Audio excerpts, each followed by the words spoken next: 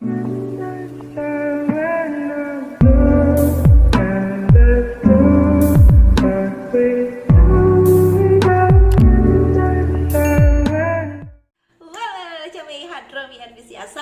warahmatullahi wabarakatuh. Bertemu lagi dengan saya Ihadromi RBC. Oke, kesempatan kali ini saya akan membahas perselingkuhan. Oh no, gitu kan. Bahkan perselingkuhannya bukan satu kali, bahkan berkali-kali atau sering kali ya. Tapi sebelum lanjut kepada videonya, jangan lupa like, komen, dan subscribe ya guys, serta tekan tombol loncengnya agar tidak ketinggalan video-video terbaru dari Ihadromi RBC. Serta tonton video ini sampai habis agar kalian tidak gagal paham.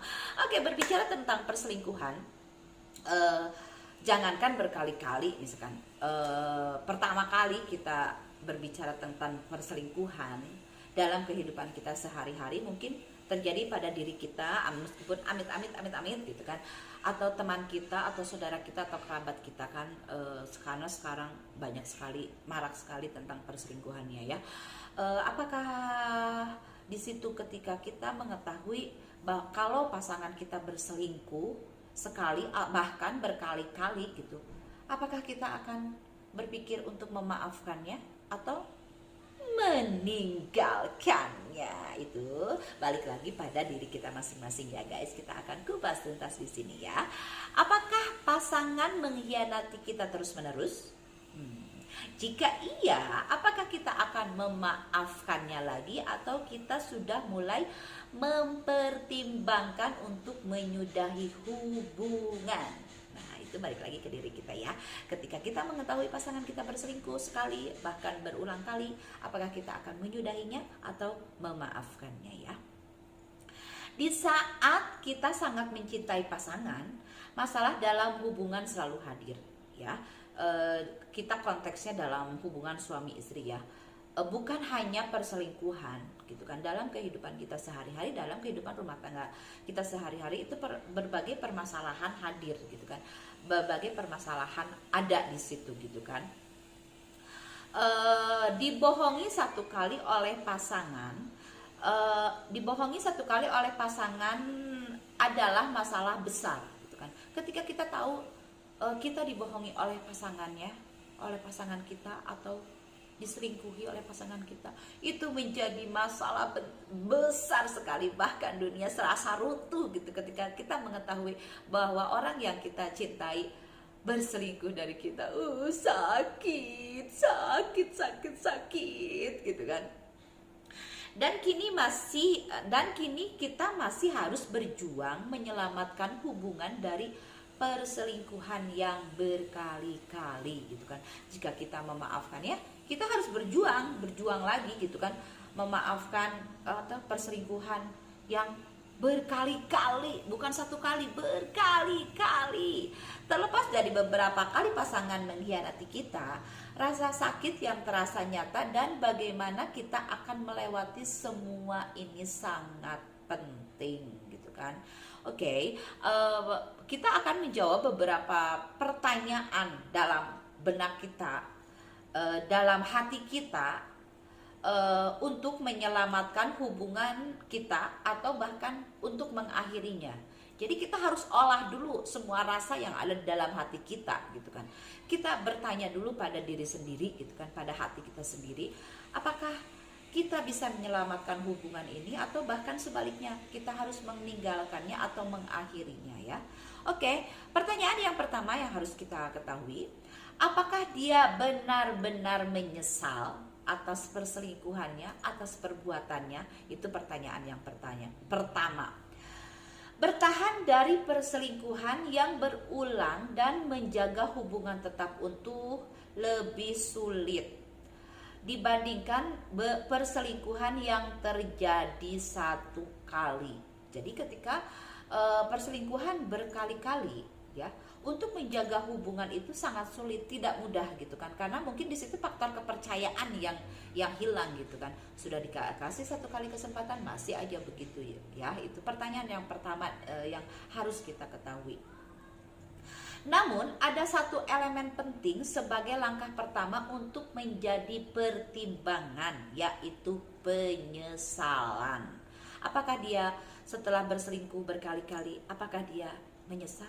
Nah, itu yang sering dipertanyakan pasangan, baik perempuan ataupun laki-laki gitu kan.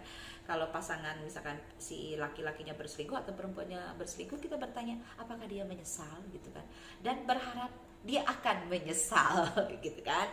Oke, itu yang poin pertama ya. Masih di poin pertama. Jika pasangan terus mempermainkan kita, maka ia harus menerima konsekuensi atas tindakannya. Jadi apapun yang akan kita ambil keputusan, pasangan kita yang telah mengkhianati kita harus menerima semua konsekuensinya.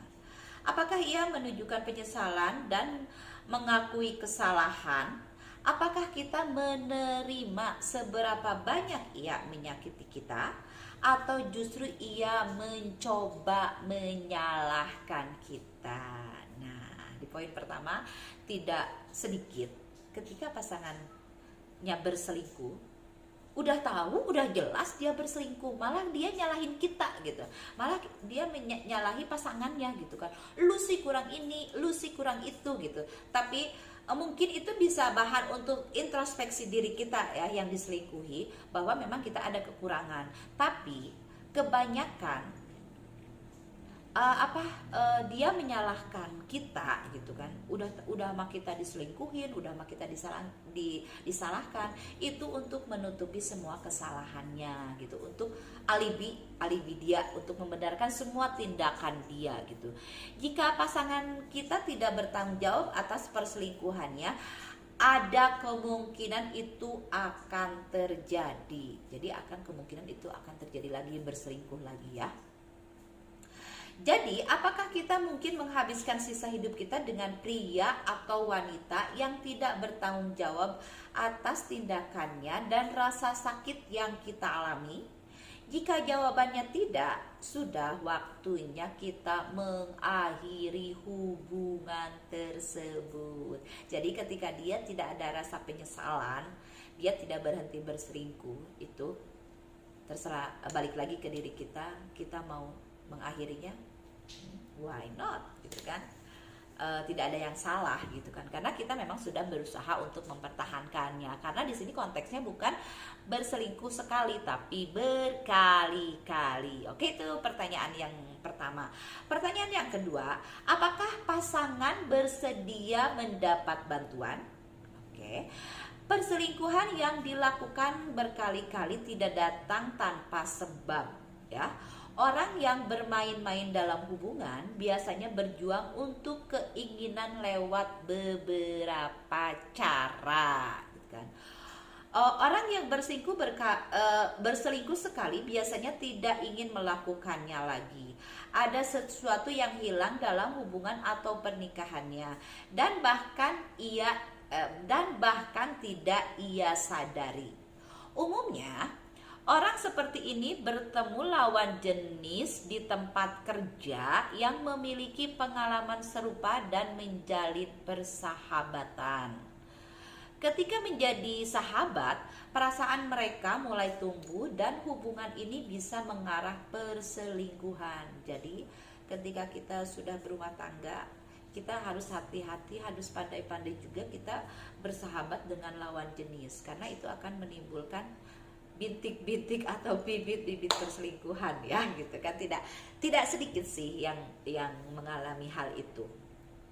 Kemudian orang yang mengkhianati pasangannya lebih dari satu kali umumnya memang mempunyai niat untuk berselingkuh. Jadi memang dia berniat aja untuk berselingkuh gitu kan.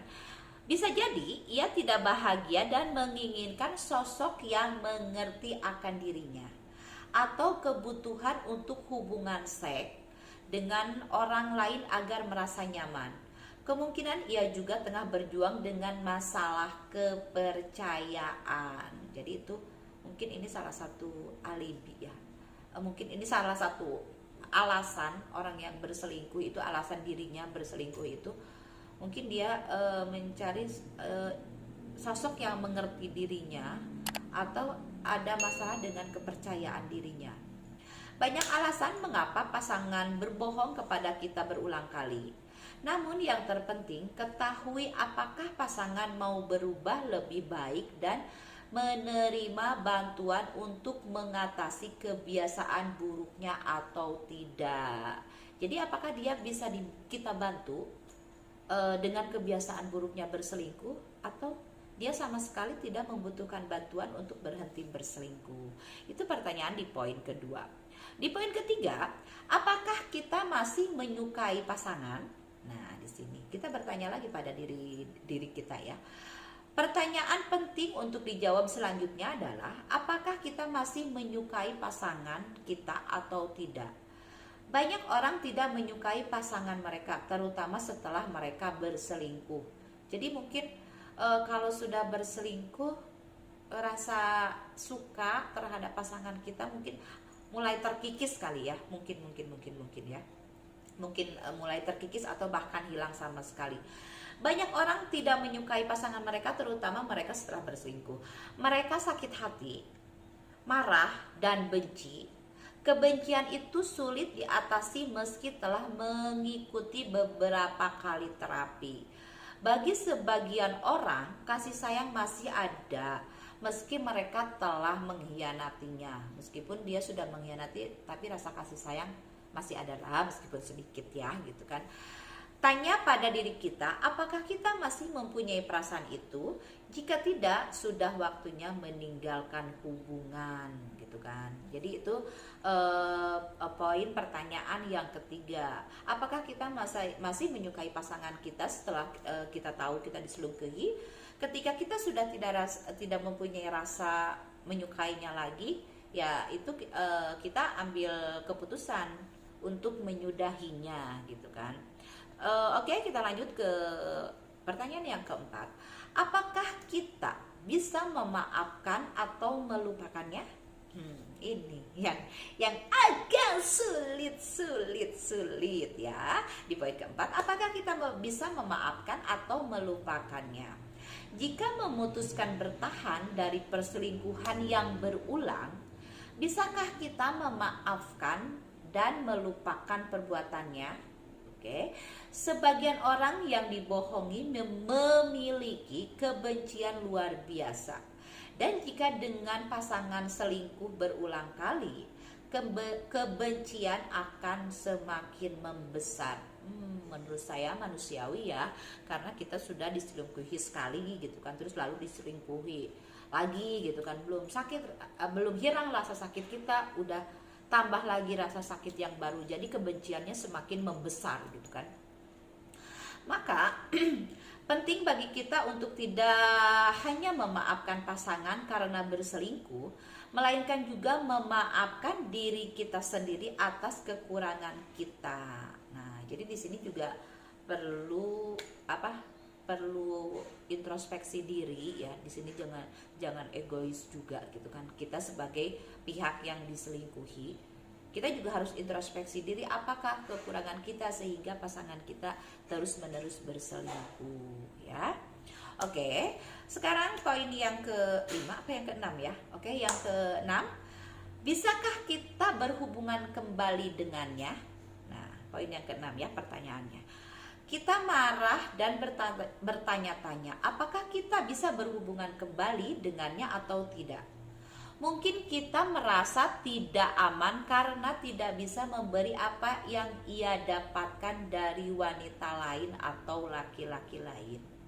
Atau kita ragu bisa mempercayai pasangan atau melihatnya dengan cara yang sama seperti dahulu. Jadi kita melihatnya tidak seperti kita melihat dia yang dulu ketika kita sudah merasa dikhianati gitu kan.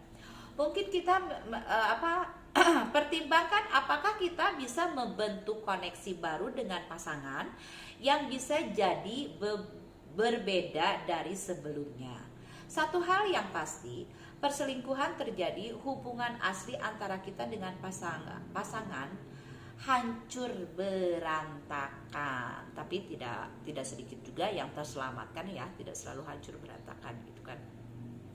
Membentuk koneksi baru yang sulit, Tapi jika kita bisa melakukannya, ada kemungkinan kita akan berhasil bertahan dari perselingkuhan berkali-kali. Semua ini penting dipertimbangkan ketika kita berusaha mencari tahu apa langkah selanjutnya. Oke, itu di poin yang ke-6 ya. Dan poin yang terakhir gitu kan. Itu 6 pertanyaan yang harus kita jawab pada diri kita sendiri, karena menurut saya bukan membenarkan perselingkuhan, bukan membenarkan perselingkuhan tapi adanya perselingkuhan itu ada sebab, ada akibat. Nah, di sini kedua-duanya gitu kan, baik yang diselingkuhi atau yang sudah menyelingkuhi, ketika ketahuan, ketika menjadi masalah, ada baiknya kita introspeksi diri masing-masing gitu. Kenapa pasangan kita berselingkuh? Apakah dia tidak nyaman di rumah? Apakah servis kita sebagai pasangan kurang gitu kan? Apakah banyak hal yang dia tidak suka dari kita tapi dia tidak berbicara kepada kita? Nah, di sini pentingnya komunikasi yang paling penting gitu kan. Suami istri itu harus berkomunikasi. Misalkan si suami, sayang aku pengennya kamu seperti ini dong gitu kan, kamu berpenampilan seperti ini dong gitu kan. Ada baiknya ketika keinginan suami atau istri dituruti selama dalam koridor-koridor yang tidak menyesatkan gitu kan. Apalagi kita sebagai muslim ya, selama di koridor-koridor agama gitu kan, tidak ada salahnya untuk kebahagiaan pasangan gitu kan, untuk kebahagiaan suami. Dan masalah perselingkuhan yang berulang-ulang kali, ada yang bertahan, banyak faktor juga. Salah satunya keturunan. Kita berpikir kalau kita berpisah gitu kan, gimana ya anak-anak kita gitu kan, karena keegoisan orang tua itu anak yang akan menjadi korban gitu kan. Psikologis mereka akan terganggu sekali. Meskipun kita mencurahkan semua setelah berpisah gitu kan, kalau memutuskan untuk berpisah, meskipun secara perhatian kita curahkan kepada anak kita, tapi berbeda untuk anak-anak kita. Karena kondisi orang tuanya yang berpisah rumah gitu kan. Mereka menginginkan mereka satu rumah gitu kan, menginginkan keluarga yang utuh. Tidak banyak anak yang broken home atas keegoisan orang tua, atas perceraian orang tua. Kita juga harus berpikir lagi. Apalagi banyak perempuan bertahan selain demi anak. Tapi biasanya perempuan itu setelah disakiti bertahan demi anak. Apalagi perempuan yang tidak memiliki penghasilan alias ibu rumah tangga yang sehari-harinya di rumah tidak menghasilkan uang atau pendapatan, tidak bisa mendapatkan pendapatan gitu. Mereka bertahan demi anak-anak, bukan untuk dirinya sendiri. Jadi mereka berpikirnya gini, kalau gue berpisah, anak gue nanti makan apa ya? Anak gue sekolahnya gimana ya? Karena tidak jarang orang yang sudah berpisah, seorang ayah itu bertanggung jawab kepada anaknya setelah perceraian. Banyak juga seorang bapak atau ibu ya, bapak atau ibu setelah menikah mereka tidak peduli dengan anaknya, nafkah anaknya tidak diberikan, dia senang dengan dunianya dia sendiri, apalagi kalau sudah menikah lagi. Jadi guys, semoga tayangan ini bermanfaat untuk kalian semua. Ambil hal positifnya, buang hal negatifnya dari video ini ya. Terima kasih yang sudah menonton, terima kasih yang sudah like, komen, dan subscribe ya. Sampai berjumpa lagi di kesempatan yang lain di Hadromi RBC. Dadah, bye bye.